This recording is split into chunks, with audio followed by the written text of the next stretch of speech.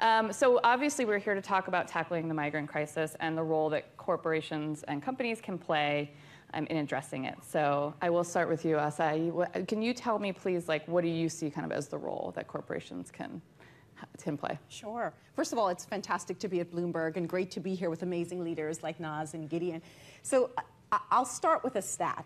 In 2020, 281 million people lived in a country that was not their country of birth.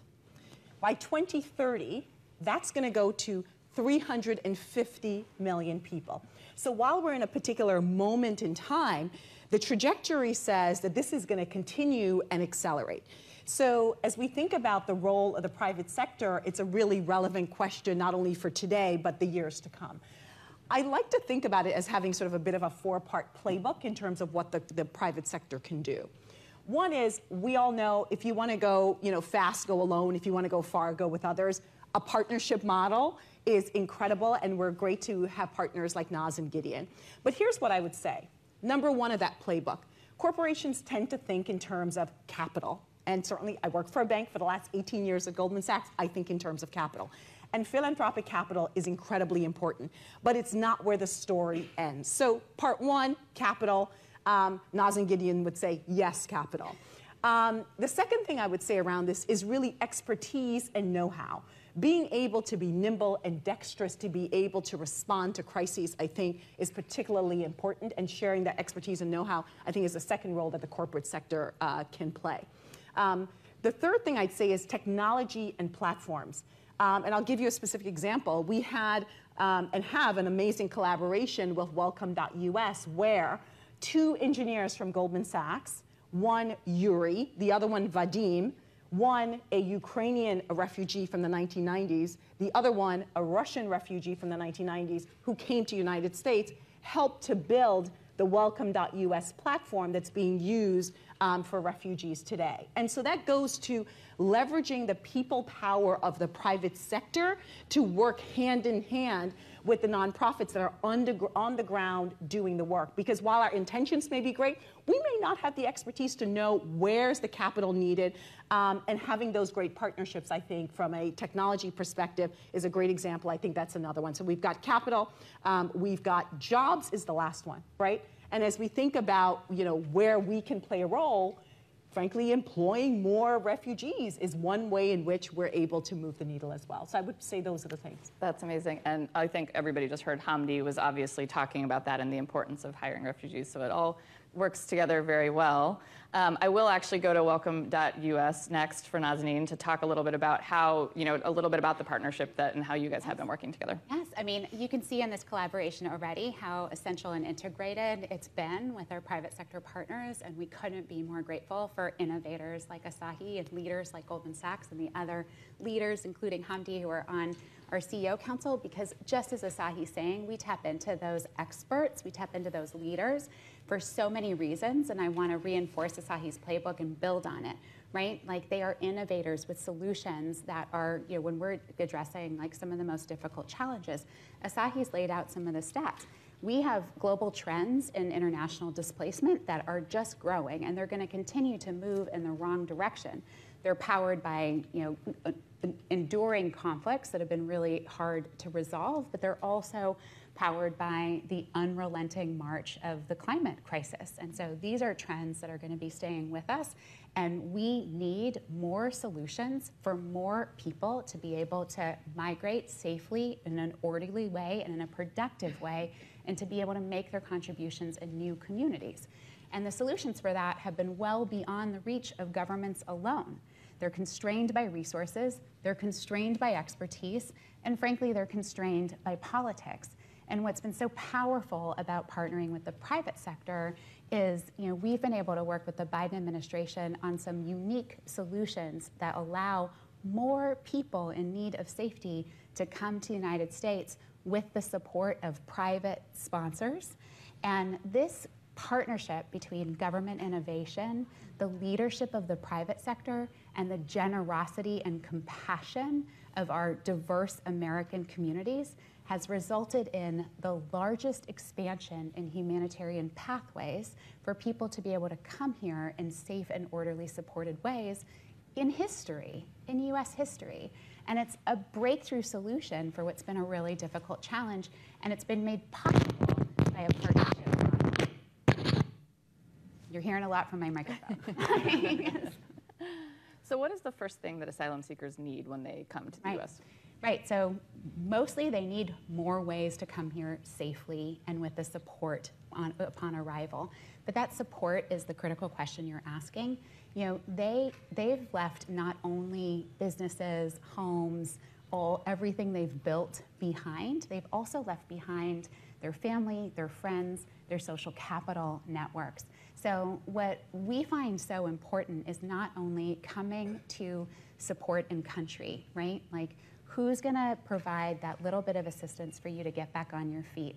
What we know about the history of refugee integration in the United States is that it's been extraordinarily successful. Refugees have entrepreneurship rates that are 50% higher than native populations, right? Like, everywhere where they've resettled, the outcomes are only good.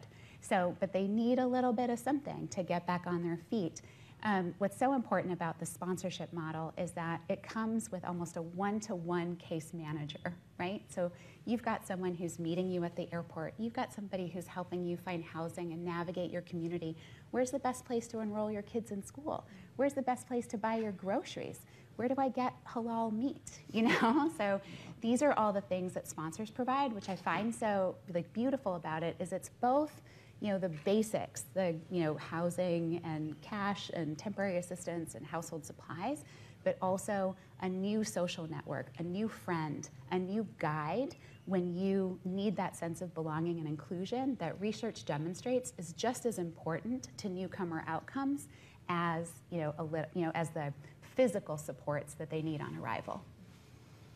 So Gideon, turning to you, talking about the employment piece, can you talk a little bit about what Tent does and how you are helping refugees and other communities as they're coming to the country? Yeah, absolutely. I think, not to boast, I think I have the easiest job in the world, not only because I report to Hamdi, who you heard from earlier, who's just an inspirational business leader, but because my job is going to large employers, almost all of whom face some sort of labor shortages.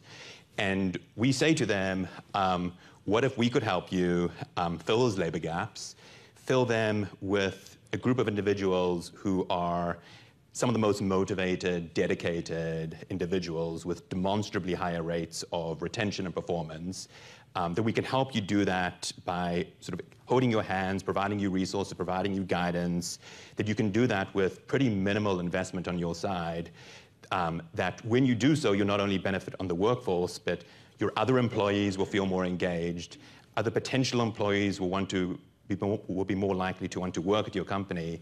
And if you communicate it correctly, the public will support it. And what if you can do all of that for free? And it's a very easy pitch. And so we've been able to mobilize hundreds of America's largest employers. Just in the last week, companies as diverse as McDonald's, Nokia, Estee Lauder have stepped up to join Tent. We now have well over 200 very large employers in the US alone. And so our pitch is actually trying to get beyond the charity, we really want companies to see this as a part of their talent strategy. We want them to understand that the companies that are most successful in recruiting and hiring refugees, that it's actually a competitive advantage for them. And we want them to see those business dividends so that it is sustained and it's scalable. That's amazing. So you started to talk a little bit, Asahi, about the technology piece, but can you talk a little bit about when there is a disaster relief situation, how do you get the funding raised for a technology infrastructure that you need to address that? Sure. I mean, I can think of, decades past where, corporations could think about just their financials. That time is no more. There isn't a crisis that unfolds anywhere around the world where I don't wake up and I don't have an email from several sectors. One is our employees that are saying, what is Goldman Sachs going to do? And I can imagine that that's happening at Walmart and JP Morgan and elsewhere. Bloomberg. It does happen right here too. Each of your corporations and entities. So you're getting it from the employee side. You're getting it from the region. Region heads are asking. You can sometimes get it from the CEO or CFO that says, what's your sense of what we should be doing here? We work with 9,500 nonprofits around the world, the nonprofit sector. So you can imagine when a disaster unfolds, my email box is overflowing. Now, to give you a sense of internally what happens, you think through any number of things, right? Because as much as people would like to think, I have infinite purse strings and I would love to have that, that's not the world in which I exist. And so I've got to make the case for $1 here that I choose to spend as president of the foundation is a dollar that's not going over there. And so I need to be stressing and I need to be worried about whether I'm making the right decision around putting it here versus there. And I've got to have all my facts lined up why I think this is the best deployment of our corporate funds in this particular area. And then I've got to go work on individuals internally to say, this is what I propose. I think we should do this. I think we should get our engineering team involved. I think our finance team should dedicate any number of hours. I think I'm going to fly over there. I think the head of our business should do that. So you've got a people response, you've got a donation response, you've got which orgs you're going to work with, and you've got ultimately what that number is. And all of that I've got to get crunched in a relatively short period of time to then leverage a response that's a response that we think works. So that's the day-to-day of what's happening. Maybe it's too much sausage making, but that's really what's happening. No, it's what we want here at this event, yeah. So it's great. And so the thing I would say is this. I never underestimate the reservoir of goodwill of our people, of Goldman Sachs, Bloomberg, all of your entities. They want to not only say, well, what are you doing? But they want to say, how can I be helpful? And that's been incredible because I'll have, any number of people that are saying, put me in. What do I need to do? And so that makes the sort of people aspect of it a little bit easier to do. Yeah, wonderful. And yeah, I think this point that Asahi's making is so important, and it's part of, again, why we've loved partnering with the private sector, because we want all of it, right? Like, we want the capital and the innovations and the solutions that the private sector brings, and we find the private sector to be such effective partners, not only in that immediate kind of disaster response, what are the goods we need to deliver, but as visionary leaders on systems transformation. And Asahi, I'm never going to forget our first conversation where you were like, I see this vision, we're going to make this sponsorship model work, and it's going to be a solution for other populations that need assistance, that need a pathway to safety, right? So I find the private sector so much more willing to do systems transformation investments, to do innovative investments that allow us to try new things that can then come back and help transform and modernize our existing systems for service delivery or disaster response or migration. So it's such an important place to innovate. But the other thing is just as Asahi's describing, we want access to employees, to consumers. She described Yuri and Vadim. One of my favorite stories is that their boss, who leads engineering for Goldman Sachs, had to say, okay, thanks, no more. We actually have day jobs, too many people trying to volunteer on this project, it was really, and it's turned into such inspiration for Goldman employees, for ServiceNow employees, to see your company showing up, not just, with this, not just, for an immediate response, to an immediate disaster, but part of this incredible long-term solution that is the solution to an intractable displacement challenge. Yeah. I've got to toot Naz's horn here, because originally what was conceived as a system to help Ukrainian refugees are now helping refugees from Nicaragua, Venezuela, Cuba, and any number of other countries. That's about the systemic change that you're driving. Amazing. Can you share a little bit more, to go into the sausage making and a little bit more into the weeds, a little bit more about the platform, Welcome Connect platform, and what you guys have developed? Yes, I'll share more, and Asahi can too. The sponsorship program that was launched in partnership with the Biden administration allows people in crisis who need a bridge to safety to find it with the support of a sponsor. But importantly, they need to have a sponsor before they're able to come to the United States to safety.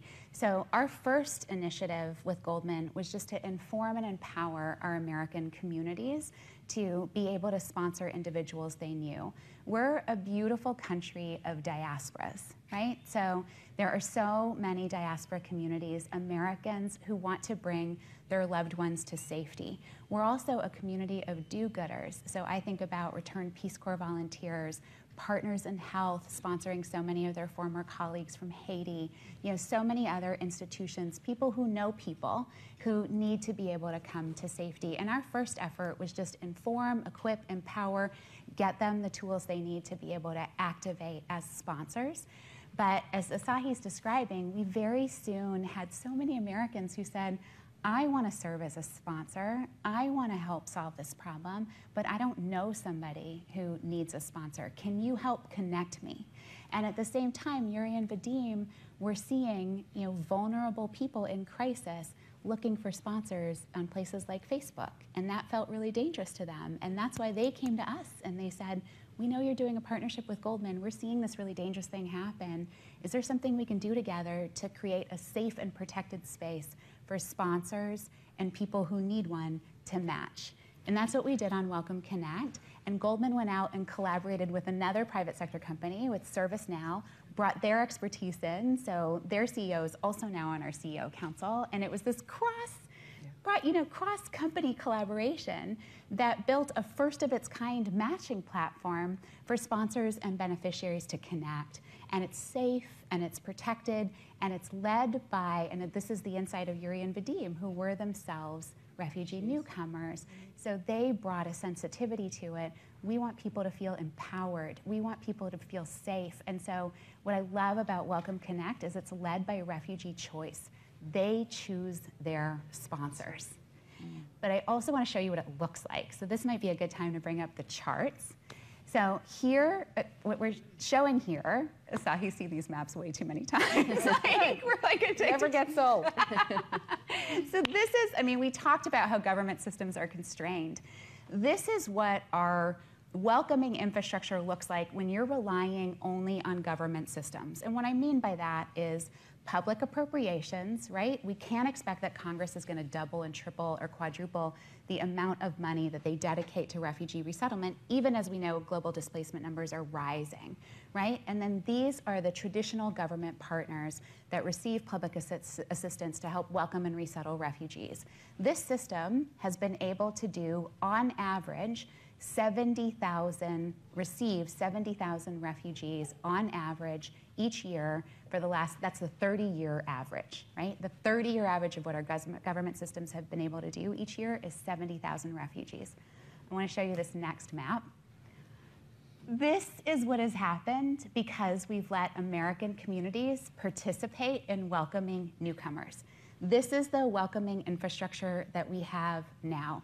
360,000 individuals have arrived in the last 18 months to the support of a sponsor in the United States. And what you see is it's all over the map, and it leads to what's happening in New York, right? Like, this is distributed because sponsors are everywhere, and they come to support someone who's waiting for them at the airport. It's amazing. It really is kind of mind-blowing, all of it. I'm telling you, and it was private sector partners that built this systems transformation. That's amazing. That's what happens when you do these partnerships well. That's great. So for the people in the audience, and this is kind of a question for everybody, before I do want to actually talk about what's happening in New York, because obviously we're here, and it's something that I think is very close to home. But before I do, just a question to all of you, because the people that we're talking to in this audience are practitioners that are working in sustainable businesses. What would your advice be to everybody here on how they could get involved, or they could convince their company to get involved in the partnerships that you're all working on? Sure. I touched on this already, but I think for us, what we found the most enduring, sustainable partnerships for us are with the HR teams. We want companies to see this as a business proposition.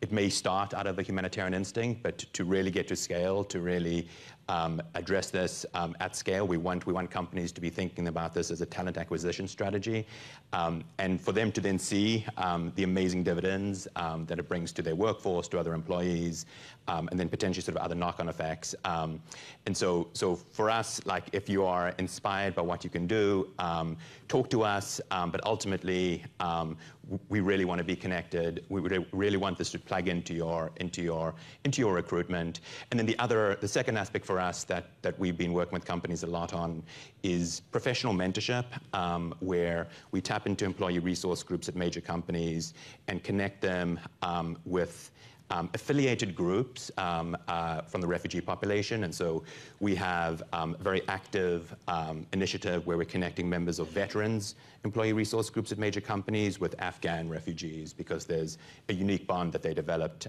in the Afghan theater.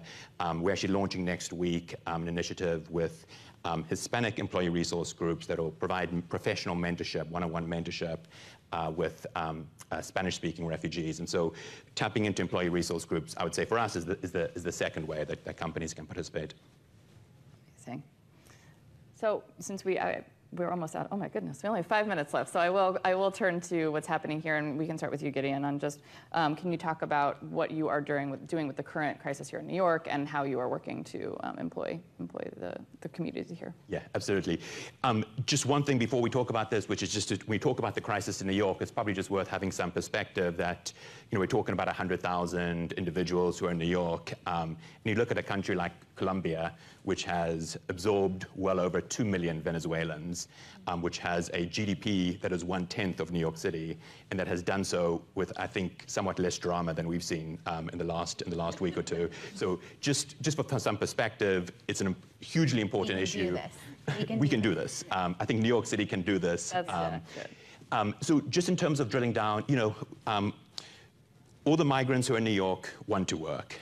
There's no shortage of employers and companies that want to employ them. There's essentially two roadblocks right now. One is, are they authorized to work?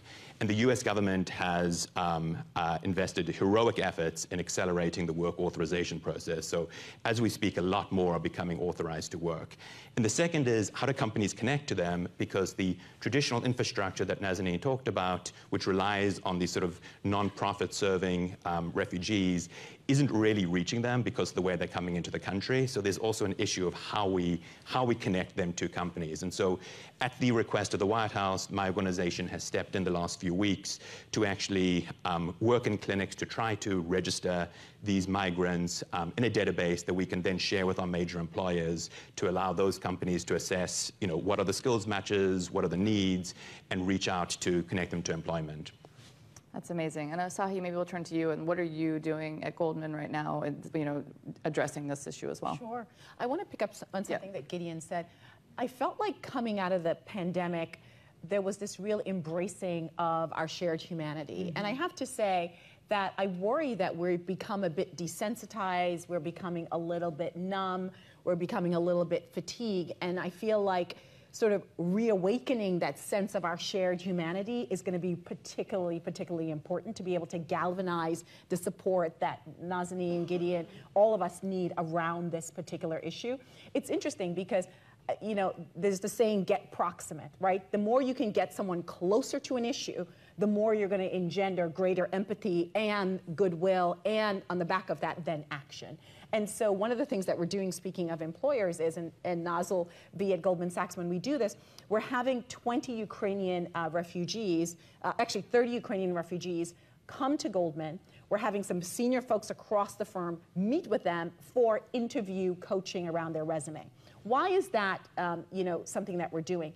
Being able to sort of see our shared humanity, this person, their resume, frankly, wow, it's an amazing resume, super qualified individuals. They're just like someone I just left on the trading desk or I just worked with my banking deal on, is the kind of thing that I think allows us to be more sensitive back to our shared humanity. But I feel like that, and I don't know if others share that sense as well, that we need a bit of stirring that back up in this particular moment. You're right. Yes, we've had, that's been such an important, sort of underlying part of our mission in the sponsorship model is because sponsors are so transformed by the experience because of their proximity. Yeah. You know, like they're able to connect in a totally different way and be inspired in a totally different way, not only by the strength and resilience of the newcomers we're welcoming, but that we are a country that welcomes, right? Like it's this opportunity to reinforce like the best of who we are and like the, you know, the best of our traditions, and people have been really inspired by that.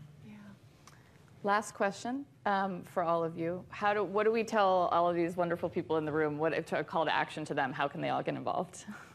Well, I loved your question about how do you make the argument to leadership, right? I mean, the reason you make the argument to leadership, I think, is twofold. Like one, these are crises we can't ignore. If we don't find ways to productively and safely and well welcome newcomers, it poses huge humanitarian consequences, but also global economic, political, and insecurity challenges. I often say you can draw a line from the unmanaged Syrian refugee crisis to Brexit. Right? Like these issues get weaponized in our politics, so we need productive solutions for them, and the private sector is bringing them. And the second reason is inspiration, right? Is like this opportunity to be involved. When people see companies leading and having transformational impact, we survey employees, and what they're telling us is we loved this opportunity to get up close with, you know, newcomers and see and be inspired by them. We loved that our company and that our leadership is doing this. We love being part of a company that is finding solutions to a global challenge. So my call to action is get involved. Come talk to me, come talk to Gideon, talk to Asahi. You know, we've got a place to fit what your company contributions can be. And we want to hear from you. I'm sure you're each doing various things in your own sphere that, you know, I always want to leave a room smarter than I came into it. So I'm excited to know sort of what else, you know, each of you are doing and to learn from that as well. And we can all innovate on that. Amazing. Thank you all. Asahi, Gideon, Nazanin, thank you guys so much for joining us. Thank you to all of you for joining us, and to all of today's speakers and moderators. This is the end of our plenary main stage program.